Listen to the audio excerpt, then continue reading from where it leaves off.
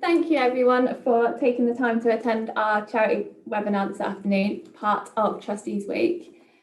We do very much hope that by this time next year, we can all get back to face seeing you, because we do know that as much as Zoom is very good, part of what makes this seminar so good is the interaction with us and also with your fellow trustees. And obviously, you don't quite get that the same way on Zoom, but we are very excited to be here today with you. I'm sure everyone is used to being on Zoom by now, but if you have any questions, we have got Amy from marketing in the background and she will do her best to help. So any questions, give us a shout. During the course of this seminar, if you do have any questions that you want to ask of us, I know a few of you have already sent through your questions. If you just put them in the chat box down the bottom and we'll get to them and get back to you as soon as possible, either at an appropriate time or at the end. If there's any that we don't manage to get to during the course of the seminar, we will get back to you afterwards. Joining me today is Adam Croney, who's one of the partners in our Plymouth office. As well as being part of the charity team, he's the head of our digital services.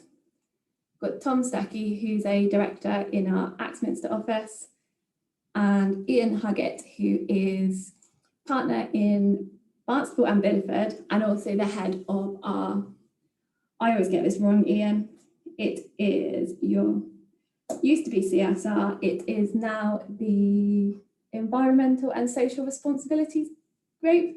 He's nodding, so I got that one right. And I'm also very excited that we've got Andy Godsall with us from Ellie's Haven.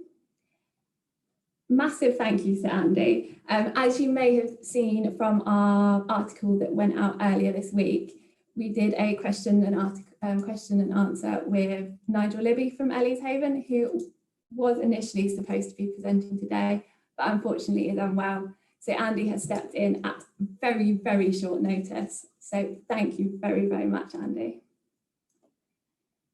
I am going to stop talking at that point and pass over to Andy, who is just going to run through his experience as being trustee of Ellie's Haven. At that point, we'll come back to us after that, and Adam, Tom and Ian are just going to talk through a few of the articles that we put out this week. I'll go through them in a little bit more detail then, but first of all, I'll pass over to Andy. Andy? Thanks, Kat. Hope you can all hear me okay. And I'll apologise in advance, firstly because, as Kat said, Nigel's ill. And to hear Nigel talk about the charity it's inspiring. I will not be as inspiring, but I do have a passion for the charity itself, but to hear Nigel talk from the heart and with his experiences it's quite touched me the first time I heard him. So sorry you have me, and I will be referring to notes, so if it doesn't look flawless, it won't be. Tell you something about myself, a bit of history. I come from a background of working in corporate banking. It doesn't look like it from my hair, but trust me, I do. I got involved with the charity back in 2012. This came from a chance encounter with Nigel and Julie. My now wife, Sally, and I have been together for about 25 years, and we needed witnesses. We'd moved from London to Cornwall, and it wasn't a romantic marriage. In fact, it was on the 4th of July, which was Independence Day, which is quite ironic.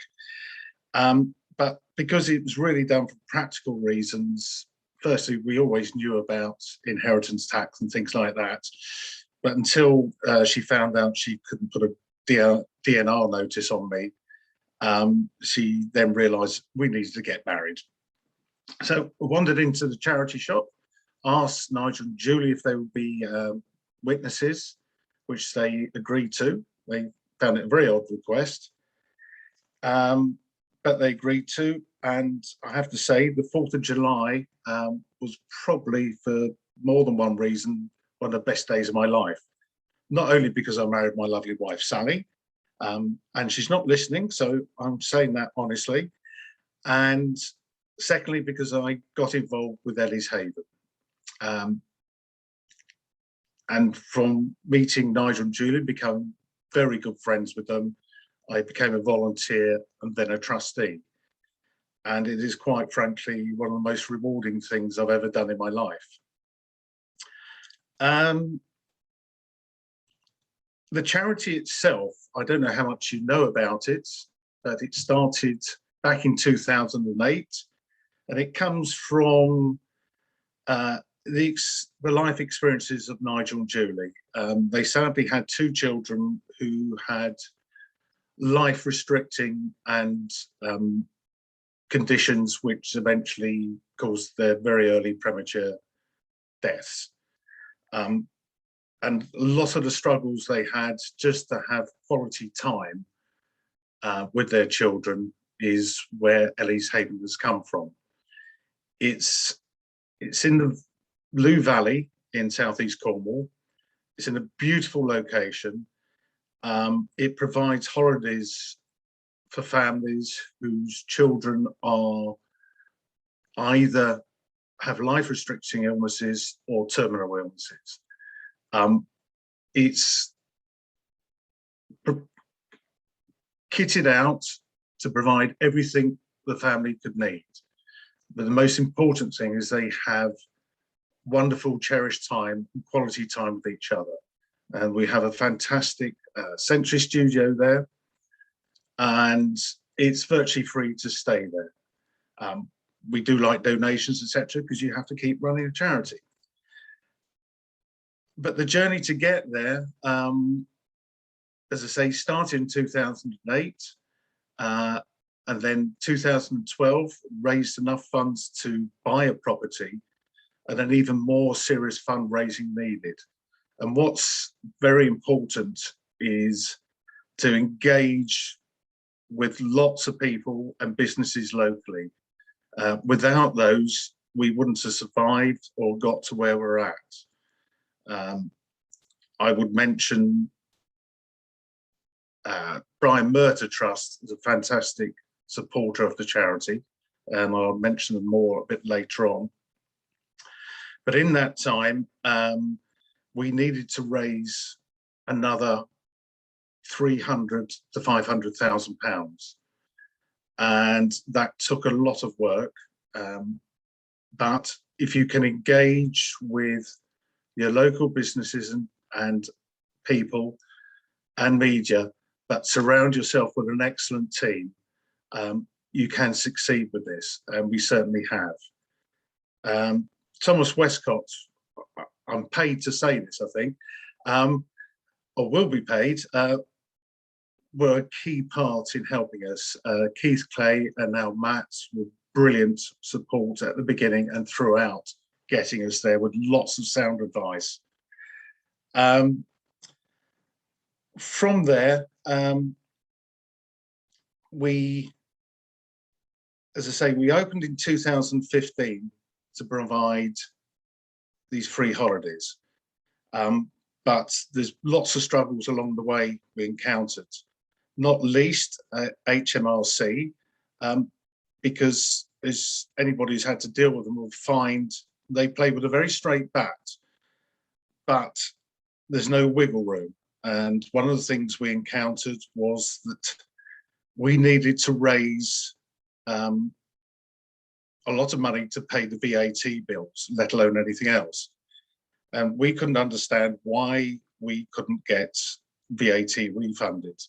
We had lots of legal advice, and HMRC doggedly said, no, you can't, because it's not a new build, etc., etc. But what I found is, if you're dogged with them, but you talk to them nicely with facts, you can win through with them. And we were at the point of almost giving up, and I had a conversation with them and explained our standpoint that we're providing a service. We are charging, we're just charging £10 a week. It has VAT chargeable on it. why don't we tick the boxes? And they said, submit to us your plans again. And 2 weeks later, we were VAT registered, and that saved us 50-odd thousand pounds. So I would say always fight on with anything you want to achieve, especially with HMRC. What is key for running a charity, I found, and is what one brings from perhaps one's own business background, is always realise that, especially with the trustees, that everybody's got different strengths. Always play to those strengths. I couldn't arrange a shop window to save my life. I understand finance, I understand legal aspects, but everybody has so many strengths. And what you don't want is a lot of yes people, but people who will question, but we all come together and achieve the right results. And everybody, as a trustee, and I think this, you won't become a trustee unless you believe in the charity you're supporting. Having said that, we know we've had people who want to join as a trustee, and we realise what they want to do is completely change it. So it sounds odd, but you have to be careful who you take on as trustees. We're very fortunate that everybody has got to know each other, like everybody, like each person, and understand where we're going and support the charity. One of the things I know you have to remember is the charity can be all-consuming, and that's very much the case for Nigel. He loves it with a passion. Now, Nigel is now just retired from the charity. It's a few years earlier than he wanted to, and I know he won't mind me saying, it's taken a toll on him. The guy's fine, but it was making him ill because he was putting so much time and effort into it that he wasn't caring for himself. And I think we've all been there probably, or will be. If you don't take care of yourself, give room for your life, your family, and the charity. You can do all of them, but don't do them at the expense of yourself.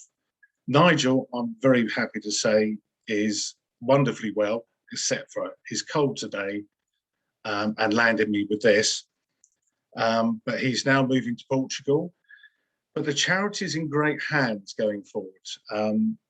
Nigel will remain as a trustee, but his daughter has joined as general manager, so the Libby connection will be carrying on.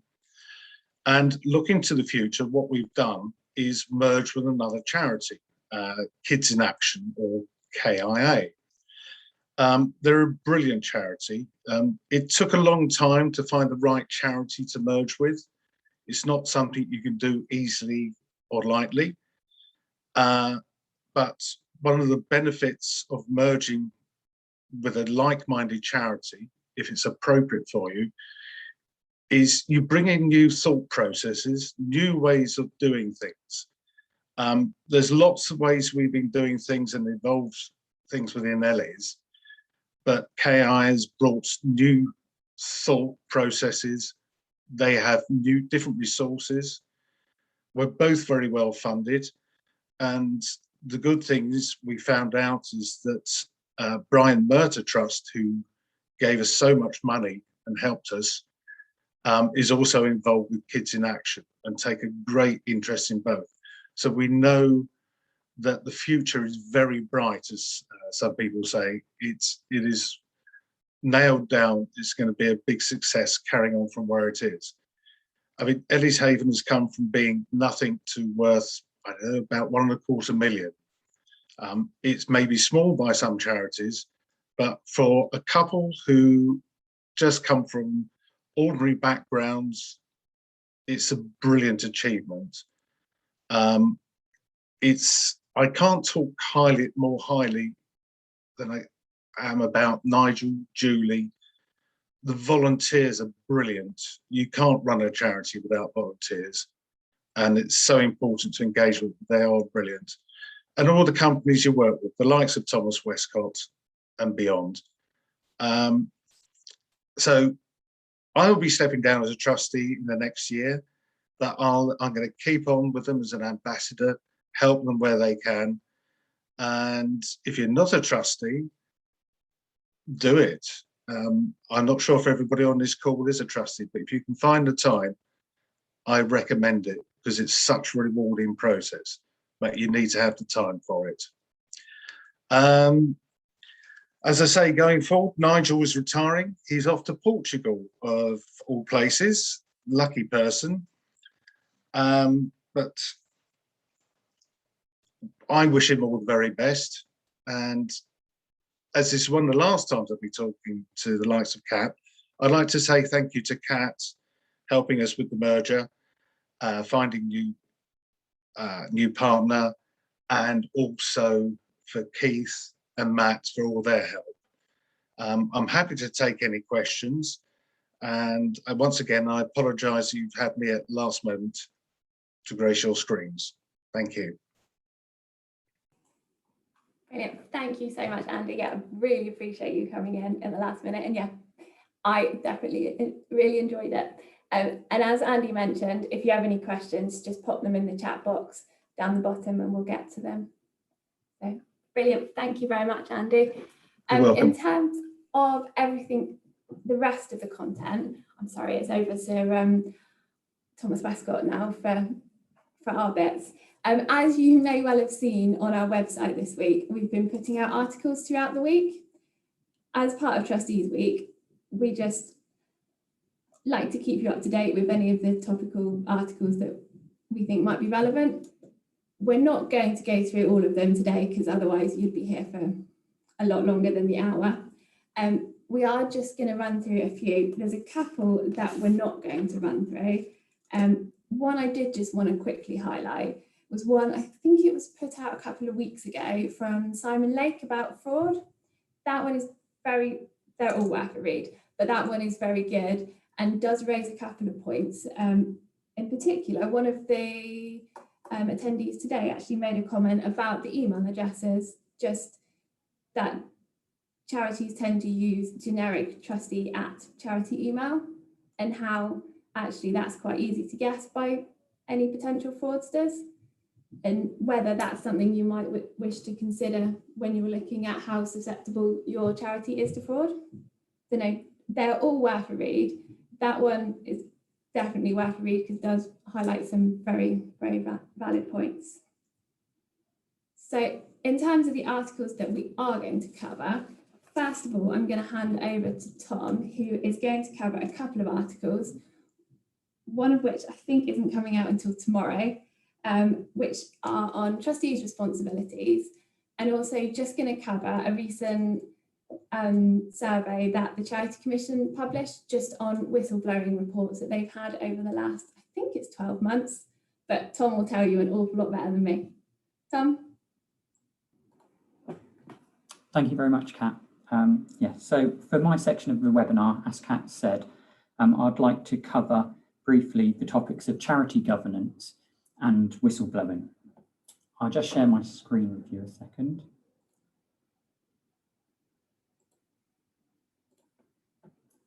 Hopefully everyone can see that. Yeah, you're good, Tom. Thank you. Okay. So the Charity Commission publishes lots of guidance, and most of it's available on their website. One of the key documents, which I've always found useful when I'm trying to find some answers, is this document here, the Essential Trustee, What You Need to Know and What You Need to Do. The document's been around for a fair time now, but what's nice about it is it's a very comprehensive document, but it's also very understandable, very readable. I'd highly recommend that anyone who is a new trustee take the opportunity to read it from cover to cover. But if you're an existing trustee and you've been in the role for a long time, it's still a very useful document to dip in and out of as and when you need to remind yourself of certain points. As Robin was saying, my colleague Robin Jennings has written an article to be published should be on the website by the end of the week, which focuses on charity governance. And I've read through it and spoken to Robin, and we picked out some important points from her article that I want to share with you, which I think really is distilling to the basics, the most important points that are in documents such as this Essential Trustee Guide. So if I just move the slide on. So trustees need to remember that they should always be doing certain things whenever they make decisions, or when they're acting on behalf of a charity. They need to make sure they've got these 5 points in mind. The first one, always act in the charity's best interests. You should be making decisions that are informed and balanced, and you need to make sure that those decisions help the charity to run effectively, and that whether it's the beneficiaries of charity are being supported appropriately. The second point is that you need to manage your charity's resources responsibly. That basically means that you should spend money in line with the charitable objects of charity. You need to be very clear what your charity is allowed to do per its governing documents, and stay within those boundaries. You should also try and avoid exposure to undue risk. So don't put the charity in unnecessary risky situations. And you should also try to build adequate reserves for the charity, so that it can, should the unexpected happen, should things like COVID come about, you have the reserves in the bank to enable you to run for a certain length of time if an income stream's cut off or dramatically reduced.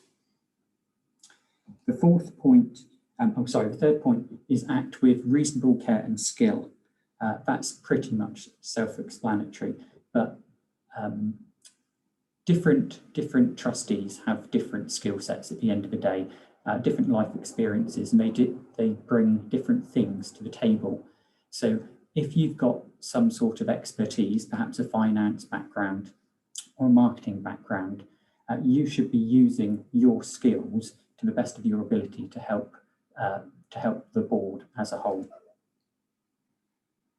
The fourth point is to ensure that the charity is accountable. So by this, we mean that at any point in time, you should be able to clearly demonstrate that the charity is complying with law, and that you can show the charity is well run and effective. So for the money it's spending, you are doing, you are meeting the charitable objects and doing public good. Which leads on to the fifth point, which is you should ensure that the charity is carrying out its purposes for public benefit. Now, this is something that all charities have to do to meet the requirements of being a charity registered at the Charity Commission. There must be, you must be meeting this need for providing public benefit in some way. You should also always act, as I've mentioned a moment ago, within the guidance of your governing documents. So the charitable objects, which you can find at the Charity Commission website, but is also within your governing documents, you need to read them and really understand what their limits are. Sometimes we've found in the past when trustees have approached us and said that there's a need, they would like to give some money to a certain cause in the local area, for example, because they're in need. But actually, if it's not within the charitable objects, if that isn't the purpose of your charity, you may not be able to just make those grant awards as you'd hoped. So you really do need to check.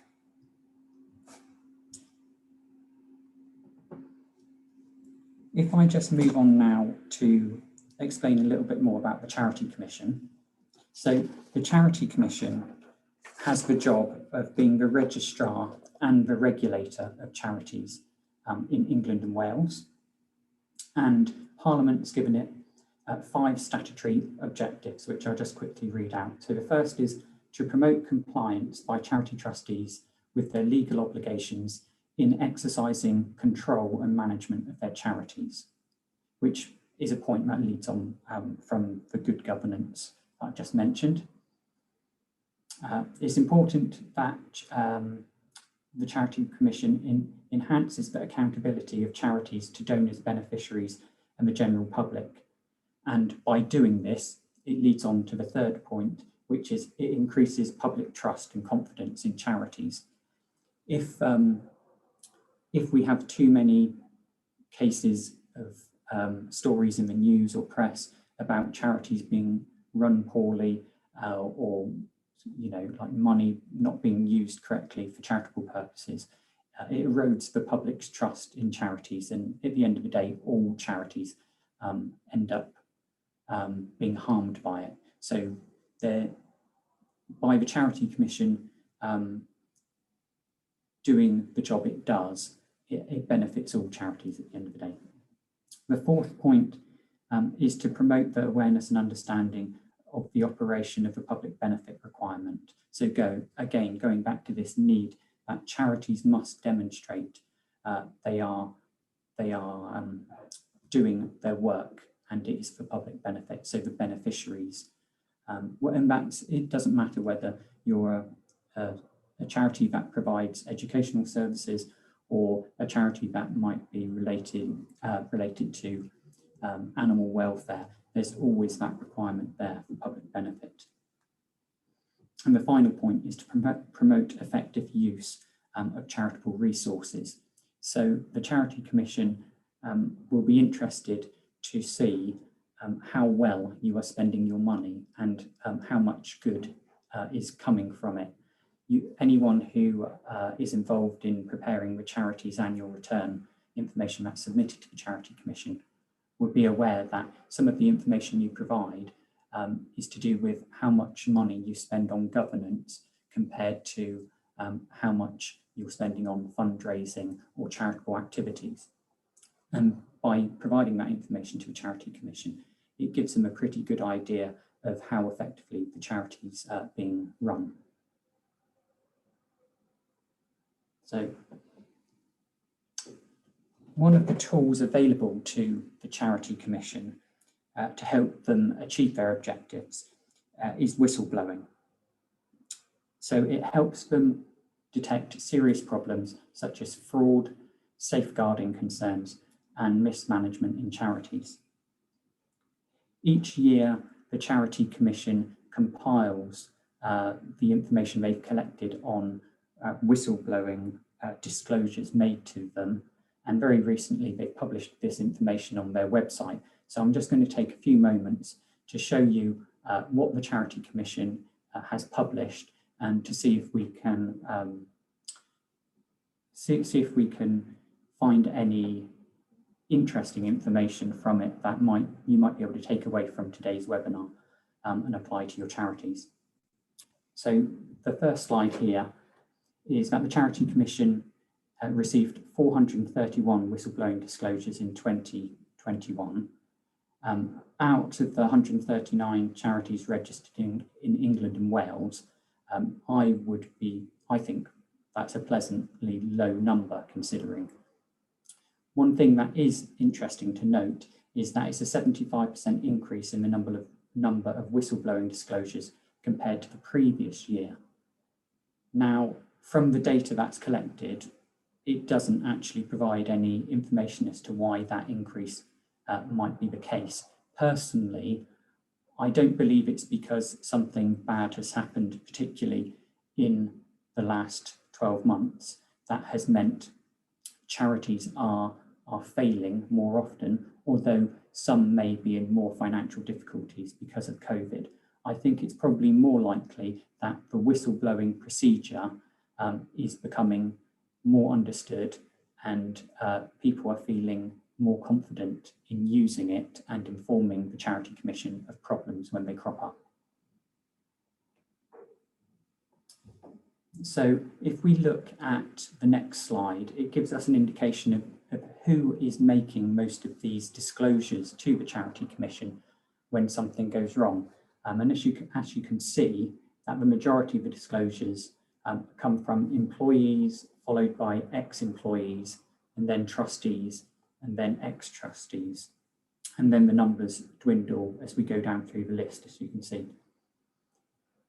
I'm not overly surprised by the figures here and who is actually making the disclosures, because actually all of those top 4 bars on the chart are probably the people who know the charity the best and understand what is happening within the charity on a day-to-day basis. So they're probably in the best position to know when something goes wrong.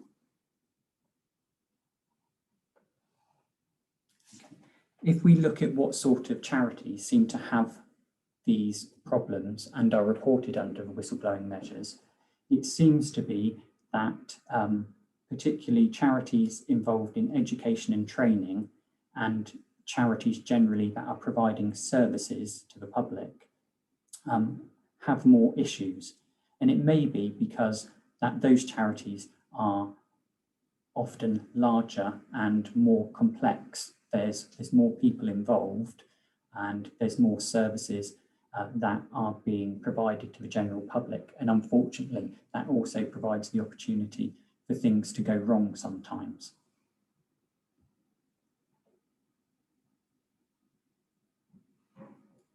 On the next slide here, it's focusing on what types of issues have been raised by the whistleblower. So in the majority of cases, the type of issues that are raised relate to governance failures, which links to the first part of my presentation, and just generally other poor behaviours that the whistleblower is obviously deeming unacceptable for the charity. After that, the next sort of incident would be financial harm, which could be perhaps misappropriation of funds or something going wrong in terms of fraud. Then next, safeguarding and protecting people. So wherever you've got these, your charity is involved in perhaps providing help to vulnerable people, you will appreciate that safeguarding is a really big concern, and you've got to make sure that your policies and procedures are adequate to protect your beneficiaries as well as any staff and trustees you have. There's 74 cases there where there was a conflict of interest that seemed to have been causing the problem, and then 14 other cases. You'll note with the numbers, if you add all those numbers up, it actually comes to more than the whistleblowing on total number on the first slide. The reason for that is because once the Charity Commission have received a whistleblowing report, they may split it into separate points. There may be more than one issue involved with each report.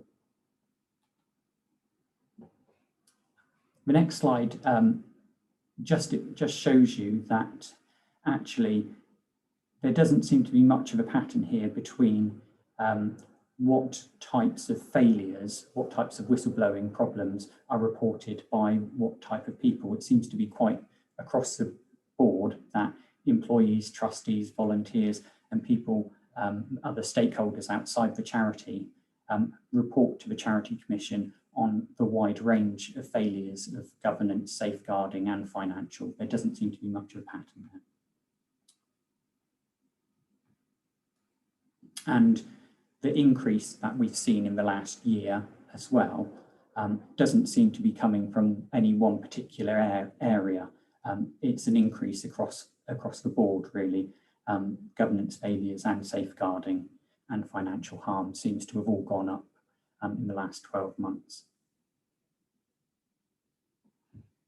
So what action would the Charity Commission take once they've received a whistleblowing report? There's a few things that they can do, but on the whole, first of all, they may conduct formal checks to ensure that the trustees are dealing with the issues that are being raised. They may offer formal regulatory advice, or they may even have to refer matters to other bodies, maybe even the police, if required, to take further action. So there's a little breakdown there of how they've managed to deal with those incidents for 2020 and 21. Yeah.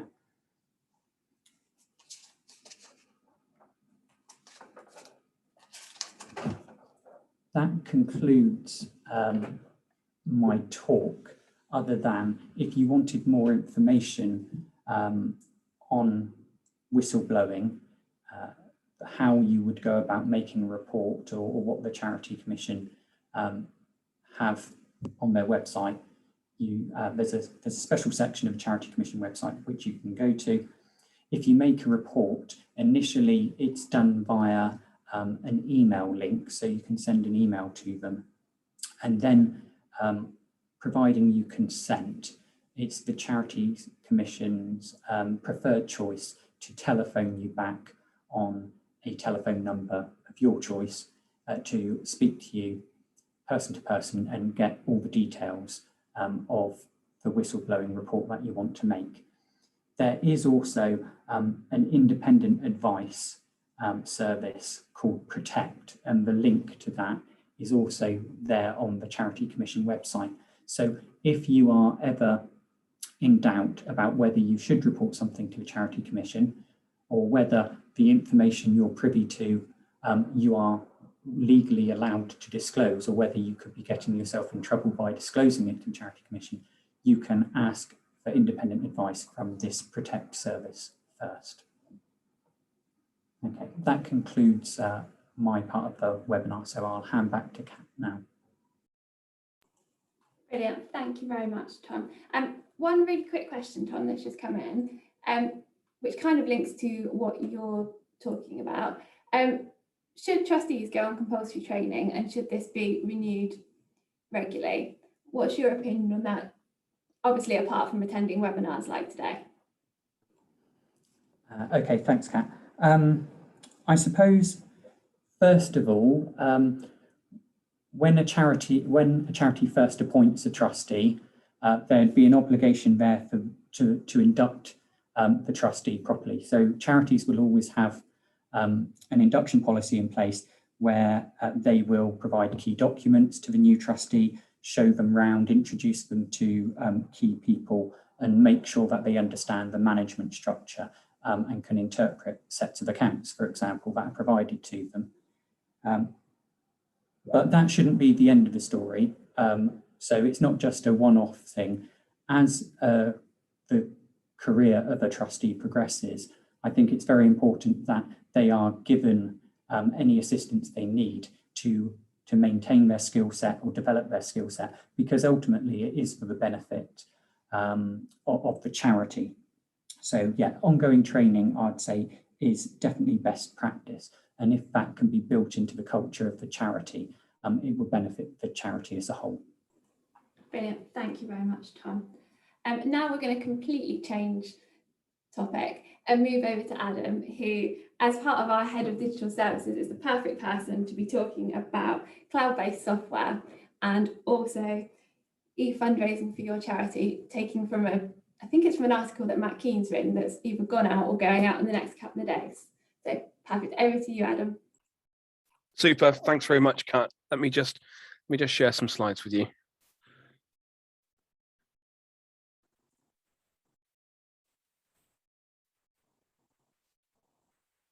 Can you confirm to me you can see those? Yeah, super. I can see some nods. That's great. Yeah, so absolutely right. Wanted to spend a bit of time talking through sort of broadly the content that's gone out in a couple of articles, either already this week or certainly will do before the end of the week, talking about some of the top cloud and digital opportunities available for charities, as well as how that then interfaces with social media and some of the opportunities afforded by e-fundraising. So if you can indulge me as we go through just a handful of slides, I want to spend a bit of time talking initially some of the benefits around cloud accounting.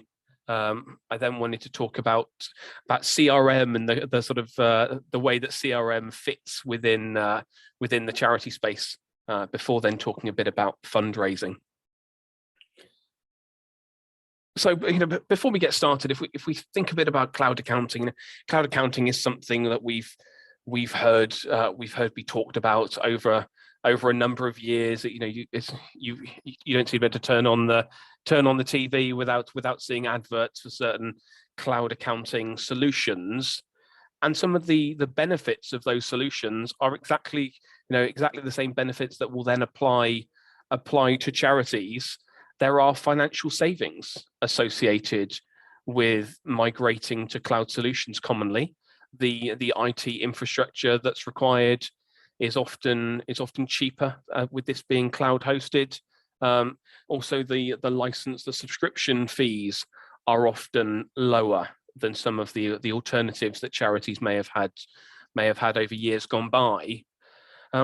I'd also think, if we do a little sort of look back to some of what Tom was talking about around governance, around roles of trustees, some of the benefits around cloud accounting is the flexibility that you have around access controls. You'll find yourself in a charity thinking, I really want to give my trustees access to certain things. There are certain things the trustees need to see in order to discharge their responsibilities. But we also know that there are challenges around making sure that trustees are able to stay strategic in order to deliver good governance. And it reminds me of a couple of things I talk to a lot of my charity clients about. People often have to stop me going off ranting about community and storytelling and the importance of that for charities. And it was clear when Andy was talking at the beginning, talking about how important engaging with that local community, engaging with that business community in a sort of group of supporters was to the success at Ellie's. I think charities have had some challenges in recent years in the press. A lot of criticism around failings in charities, but at the same time, what's shown us in the last 18 months is that there's been a real drive through COVID for us doing the right thing in our local communities, a real shift towards supporting local communities. And it's absolutely, community and storytelling is critical to charities. People want to feel part of something. They want to understand what they're supporting. People are desperate to support good causes and are desperate to hear some of the good things that charities are doing. And once we're using cloud accounting tools, there are two wonderful options that really support with this. Infoodle and Donify are two cloud-based CRM systems specifically for charities that really help with managing fundraising campaigns, allow you to keep track of donors, so you can really understand what are the sort of things that have interested certain donors in the past, and what are the things that they've really resonated with them. So that then helps inform you in the future when you can start thinking about, gosh, we need to raise some money, and we need to raise some money for an educational leaning project. Who are the donors that have shown an interest in that sort of space in the past? Who do we reach out to first? And I know some charities that are using these tools and getting some, super success in terms of really being targeted, really being focused around some of their fundraising campaign, and also allowing you to track the impact of that. The other functionality that these tools can offer is to help you manage your volunteers. There will be some charities for whom volunteers are absolutely critically important to the work you do. But gosh, that sometimes brings with it a challenge of how do we keep track of all these wonderful people that are doing such wonderful things, and how do we know, for a range of reasons, from everything from sort of practical operational elements to safeguarding who have we got, where have we got them, what work are they doing and when. And Infoodle and Donify have got the functionality to support you with managing things like volunteers as well. We started talking about fundraising. If we come on just to look at this graphic, one of the things that we talk quite a bit about from a sort of digital services perspective is this concept of API, and simply what that means is, the ability for certain online tools to connect with and interface with other online tools. So, how can you bring lots of things together in one place to let you coordinate activity, to let you centralize some of what you're doing? And this is the real strength. That those on the call, and I can see we've got the wonderful Lisa from Farms for City Children that works in this fundraising space. And when that's what you do day in, day out, you'll know the power of social media and how fundraising has evolved over recent years. So the strength of things like Donify is how you can integrate this directly with social media fundraising campaigns you might have through a Facebook, through an Instagram, the events you might be running through an Eventbrite, the marketing campaigns you might be running through a MailChimp, and so on. And absolutely key to allowing you to coordinate that activity, monitor how effective that activity's been, and then being able to think, actually, where if we've only got a limited budget and need to make sure we're always having good use of funds, how do we maximize the impact of every pound we're spending? And I finally just wanted to come on to, hopefully a couple of recognizable logos at the bottom here. And in keeping with a shift towards taking a more digitally enabled approach to fundraising, both Amazon and eBay have some great offerings for charities, which aren't particularly well known. Amazon offer Amazon Smile, which allows you to register as a charity, and then people that nominate you as their preferred charity, Amazon will donate a small percentage of every purchase they make. I believe it's somewhere in the region of 0.5%. So these are small numbers, but we will all be acutely aware over the last 18 months we've got on really good first name terms with the local DPD delivery driver. And actually those Amazon purchases will quickly add up. And this all ties into this community piece. How can we really sort of galvanize a community around your charities, and how can we then mobilize that community to support you with every pound they're spending at an Amazon or on an eBay? And hopefully that gives you a few thoughts around some of the digital opportunities that are available, both in terms of some of those cloud accounting basics and some of the opportunities we've got when we start thinking about how do we integrate fundraising on the cloud as well. But really happy to take any questions. Brilliant. Thank you very much, Adam. Really, really interesting, especially as anyone who knows me isn't the most IT literate person. So every time I have an IT question or cloud-based question, it's the likes of Adam that are answering them. So brilliant. Thank you very much. And then finally, over to our last presentation with Ian from Environmental and Social Responsibility team.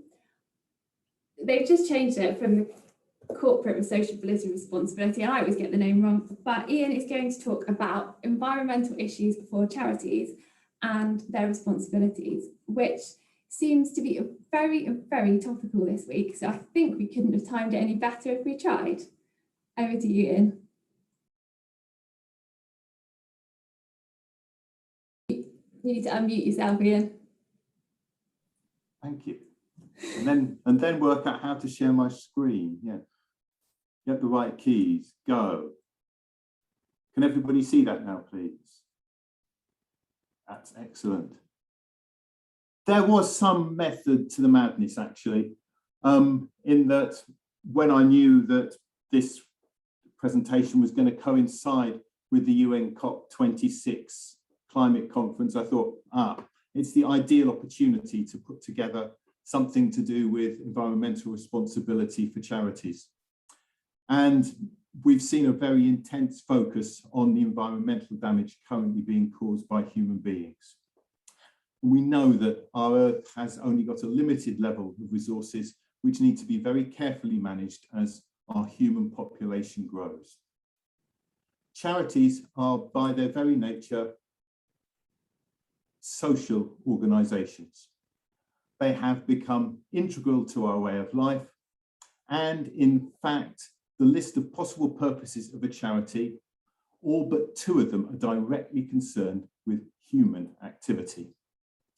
As a result, all charities need to ensure that what they are doing does not have a negative impact on society as a whole, and not just in their particular specialist area of operation. It's no good, for example, if a charity with the objects of, say, promoting football does so at the expense of the exploitation of child labour in another country. Though there is not an explicit term, there is an assumption that charitable activity should minimise any collateral harm. So, for some charities, and the 2 classes not concerned with human welfare accepted, protecting our environment or animals is their main objective. But what about the charities that do not have any environmental objectives at all? Which leads us to ask the question, what are the environmental responsibilities of those charities? Do they have any? And you will hardly be surprised to know that given the topic that we're talking about, the answer to that question is yes, they do. And there are a number of things that we need to be aware of. The first of which, and I've heard this said, is that charities are not exempt from the need to consider environmental protection, and in particular, climate change responsibilities, just because they're charities. And some would even say that because they are charities, and by law forbidden from pursuing profit and having to act in the public interest, they actually have a greater responsibility. Secondly, no charity is too small to address the impact that their activities may be having on the environment. All of society has an impact on our environment, and the charitable sector is, as we've said, a vital part of human society. So if we're to start by making exclusions on the ground of size, or even deciding that because small means small impact, we will be doing the whole sector a disservice. It is the activity being carried out that matters, no matter what size it is. Thirdly, many grant awarding bodies are looking to see the progress that charities are making towards carbon neutrality and other environmental issues as part of their grant awarding process, as those charities and grant awarders themselves have a duty to minimise their own environmental impact, which includes the impact from awards that they pay out. And this cuts both ways, as if you are a grant awarding charity, then you should be subjecting your grantees to that same level of scrutiny. So, whatever your size, you can still play your part, as the participation of everyone possible is needed if we're to combat the worst effects of the damage that we're causing to our environment. So, what can you do about it, and how do you go about it? I recommend that you consider all aspects of your environment and the impact your charity has in all areas, both positive and negative. Look at both direct and indirect impacts, and look from both an internal and an external perspective. Hopefully, I haven't got you to the stage where you're thinking that this is all too much, but you know that it is important to do something. So, just where do you begin? You'll be pleased to know that we have thought of that as well, and have developed a 5-point plan specifically designed to give those struggling to address their environmental responsibilities, and perhaps those who aren't, a clear methodology to follow. So let's look at the plan in a little more detail. Firstly, you need to understand the environmental impact that your charity has. Unless you can identify the resources your charity consumes or how your beneficiaries impact the environment, you cannot start to address any impact that might be present in or arise from what you do. This is about knowing what you do and where and how your charity consumes resources. There's no need to quantify anything at this stage, that comes later. But it is important that you look at all areas of your charity's activities, as there may be hidden impacts that you don't realise are there. For example, are you aware that an email has a carbon footprint? A text email uses about 4 grams of carbon dioxide, and if it has a large attachment, the footprint is much, much bigger. So hitting reply to all rather than just replying to the individual multiplies your carbon footprint. And all those red receipts, each one is an additional email. So whilst much of the current focus has been on carbon usage, we firmly believe that if you're carrying out this exercise, you should be addressing all environmental issues. So in that, you need to look at plastic use, water use, how you recycle things, as well as any other impacts that might be specific to your own charity. And all charities will be different. I know that from experience. The 2 charities where I am a trustee have vastly different and contrasting environmental profiles, even though they're both arts focused. In one, we have identified enormous issues with our energy usage, but whilst in the other, it's the environmental impact of our beneficiaries that's the focus. So, second part of the plan, measure your impact. For some, particularly the less complicated charities, this need not be too difficult. But for others, it will be a major task. Your impact may be far wider than you imagine if you buy in resources or make grants or encourage fundraising activities. For example, do you know what is the carbon footprint of a sponsored parachute jump? Unless you measure it, you will never know. And the carbon footprint may be not as obvious as you think. There are organisations that can help with this, especially for more complex cases, or you can use one of the many self-assessment apps that are currently available, such as, for example, carbonfootprint.com. Measurement is important, as without it, you cannot evaluate the changes that you are putting in place and know that your actions are producing a desirable outcome. Remember also to look at things like plastic and water usage and make a record of that too. And if you're a grant-making charity, although your direct impact may be quite easy to measure, your indirect impact by your beneficiaries may be somewhat harder. Thirdly, draw up an impact reduction plan. This should contain some easy to achieve objectives which form part of a longer term strategy, where even hard to get reductions are addressed. Don't expect to get there overnight, but equally don't become disheartened if all your reduction activities appear to have a long lead time. Your plan need not be complicated if you have a straightforward organisation, but it should include some measurable achievement goals. Also, make sure that it is not something you keep just within the trustee team. Help everyone involved with your charity to understand and have ownership of the goals and the plan that you have created. This serves to get buy-in and demonstrates that you're serious about it. I know that there are some charities where Thomas Westcott Act, where their action plan will need to be a very long-term strategy. I'm thinking perhaps of those charities which have a residential letting portfolio to generate income, or those which look after a listed building, or perhaps those which provide living accommodation for the less well-off. There is nothing wrong with your plan stating, in 1 year we will do X, in 5 years something else, in 15 years something else. From a carbon perspective, your first goal should be to achieve net zero carbon for your charity. But there is nothing wrong with setting an even more ambitious target of getting to a negative carbon position. The government target is to achieve net zero for the country as a whole by 2050. But to do that, many organisations will need to be carbon negative. That long target is there because there are infrastructure issues that need to be addressed. And your charity may have some of those to deal with. And it may be that those will need to be addressed by offsetting. For example, if you're a charity that runs a railway with steam engines, it might prove to be quite a challenge if you're looking to produce no emissions at all.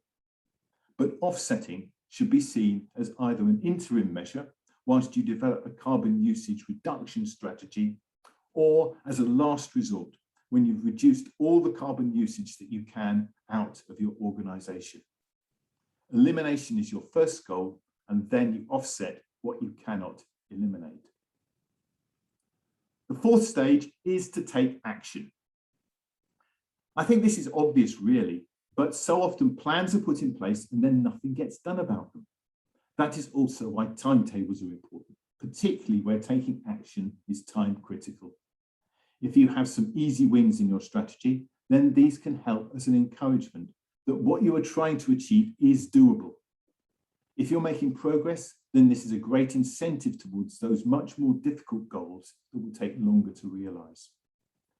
The other aspect here is not to get too disheartened if things don't quite happen as quickly as you would like. The best made plans can go astray, and often for reasons quite beyond your control. The fifth and final point in the plan is to continue to measure and assess progress and adapt as you're going along. Working on your environmental strategy is not a one-off exercise, but a continuing process. You'll need to monitor your progress against the goals that you have set and then adapt or amend your actions as required. Do not be afraid to take longer if you have time or funding restrictions or something else comes along that needs to be done in the meantime. But once those extras are dealt with, adjust your plan and get back to working on it. It may be that you decide for your charity a series of 3 or 5 year plans of what you need. And never forget that what is not technologically achievable now may be something which is achievable in a few years' time. And again, that may cause you to adapt your plan. If your charity has investments and you're interested in sustainable investing, then I'd suggest you have a read of Rupert Dixon's Charities Week article on the Thomas Westcott website, which was published today. Finally, remember to include details of your achievements in your publicity materials, when you report back to grant providers, and when you contact your supporters, and in your trustees report. They'll all help to boost the image of your charity as one that cares for its environment. If you'd like some help or guidance, then we'd all be very happy to talk to you and be on your side as you address the most important issues facing our society and our planet today. And I'm happy to take any questions. Thank you. Brilliant. Thank you very much, Ian. I know we're running over a little bit, but we just had a couple of questions come in, so I will just run through them. There's a couple of points that Amy has just asked me to mention. When we do finish the webinar, when you log out, there will be a link to a feedback form. If you're able to fill that in, that would be very much appreciated, including any topics that you'd like us to cover on any future webinars. And finally, you will also be emailed a link of this recording at some point, either later on today or tomorrow. So if you enjoyed it lots, you can watch it all over again. Just in terms of questions, we had one that's come in. I'm going to direct this to Adam, if that's all right with you, Adam. It is, our trustees are so very supportive, but at a distance because they're busy. We'd appreciate them being more hands-on with visits and getting to know staff and service users. Have you got any suggestions how we could draw them into operations more closely without putting them off? I thought this would tie in partly quite nicely with the cloud. It absolutely does, because it comes down to the, it comes back to the community piece. And actually, part of that is how do we have a board of trustees who are able to make some of the strategic decisions, but still really part of the operations of the charity. This is always a challenge. Andy was talking earlier about, gosh, his experience being a trustee has been one of the most rewarding things he's done. but it takes time to do things. It takes time to do something well. I think the opportunity you've got here, gosh, it's almost as if Andy answered this question prior to it being asked, is, how do you tailor to the skills? How do you get people using their skills? So, what's important to you as a board of trustees is having the right skills on that board, and then how do you apply them in the right area? So, if you're a education charity, do you have somebody with education experience on the board that can spend time channeling that experience towards the operations? Likewise, you've got somebody with a finance or a legal or a health and safety background. The other advice I'd give is that, sometimes there's an opportunity to think about what goes on the board agenda here, and that, yes, there are some board business that needs to be done, but how do we get other people within the charity to present to the board, present to the trustees, to share what they're doing, to just have a slightly different discussion? Because yes, we've got to keep at a distance. We can't get involved in too much of the operations, but there's a real richness that comes from hearing from people in the charity about some of the things they're doing on a day-to-day basis. And I think maybe that would help with some of that engagement and sort of getting really involved in the detail of the operations.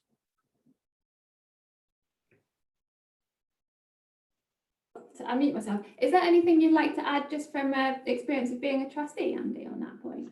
Yeah, I a couple of things actually. Firstly, the last one, we're a small charity in terms of, should we say, half a dozen trustees. Now we have 3 paid staff and probably about 40 volunteers. But we have regular meetings.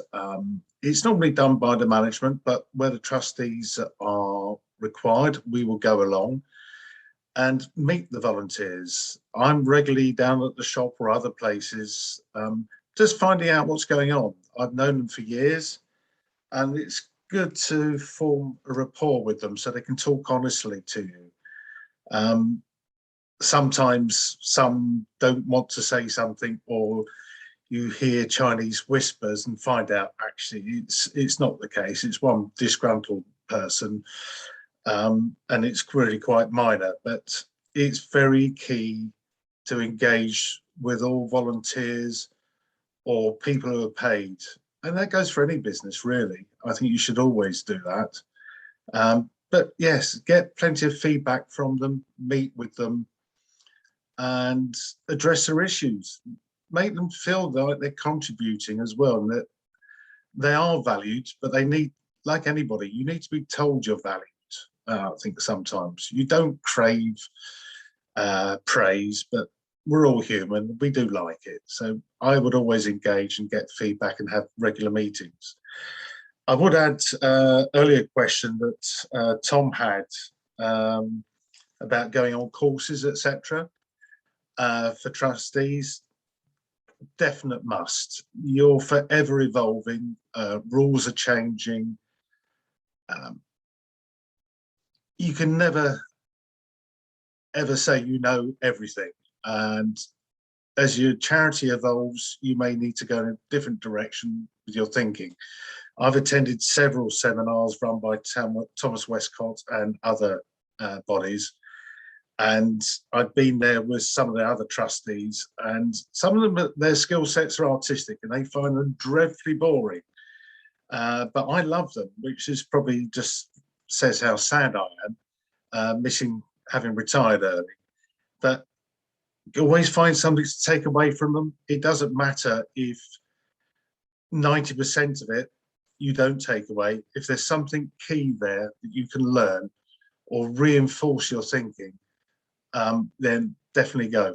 But make sure you send the right staff there, or volunteers or trustees, because some will pick up more and interact better, and then they can interact and feed it back to the trustees in a much more palatable way, the bits they need to know.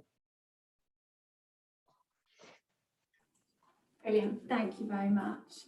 I've just got one last question before we finish, which is for Ian. In terms of environmental impact on charities, what specific steps have you actually seen people taking so far? Or is it more at the stage where people are planning as to what they're going to do?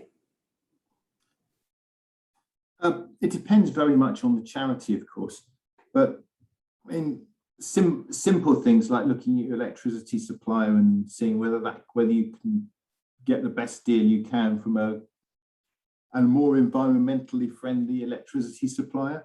One thing that's happened in the last year, of course, is so many more trustee meetings have been held over Zoom, so you've cut out travelling, which is generally speaking, a good thing, though it's debatable as to whether the quality of the meetings is quite the same. But if you do have to travel, instead of going by car, go to the meetings by train, if that's a possibility for you. They're the sort of simple, relatively easy things that you've got to start with, where you can make the easy wins and start to reduce your environmental impact before you actually get on to some of the more difficult things. So do try and work out a complete evaluation of what your impact is.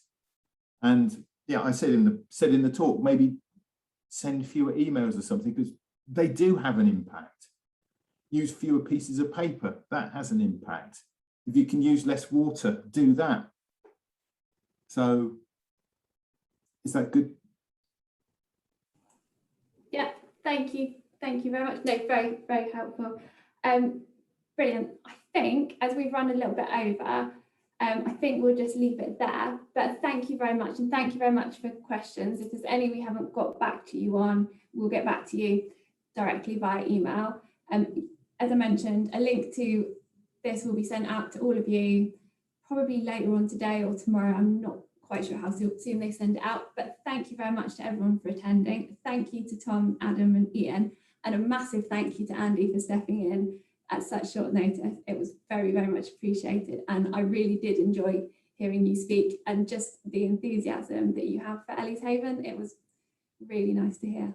So thank you very much everyone for attending. Thank you.